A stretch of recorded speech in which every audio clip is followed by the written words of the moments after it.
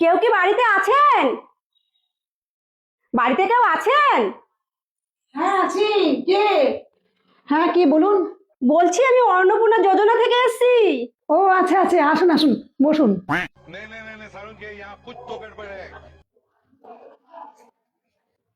বলছি প্রচন্ড গরম লাগছে, একটু ফ্যানটা চালানো যাবে? হ্যাঁ হ্যাঁ, এক্ষুনি চলে দিচ্ছি।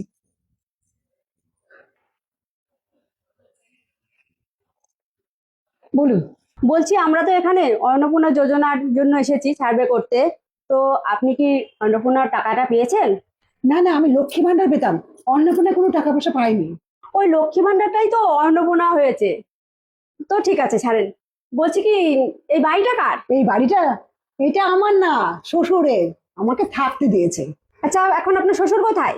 শ্বশুর 5 বছর হলো মারা গেছে। আপনার স্বামী কি করেন, কোথায় থাকেন? আমার স্বামী দমদমে থাকে, ওখানে বড় সোনার দোকান আছে।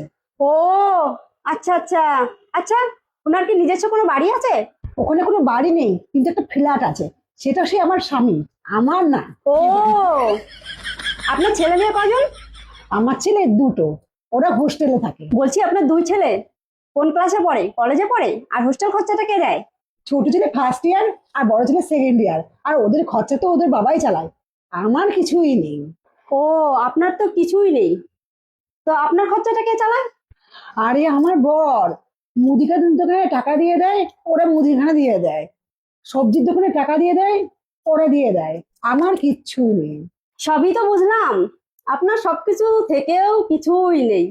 এক কথাই বলতে হবে সত্যি, আমার তো মনে হয় দেখে শুনে এই নদিয়া জেলায় মনে হয় আপনার থেকে গরিব কেউ নেই।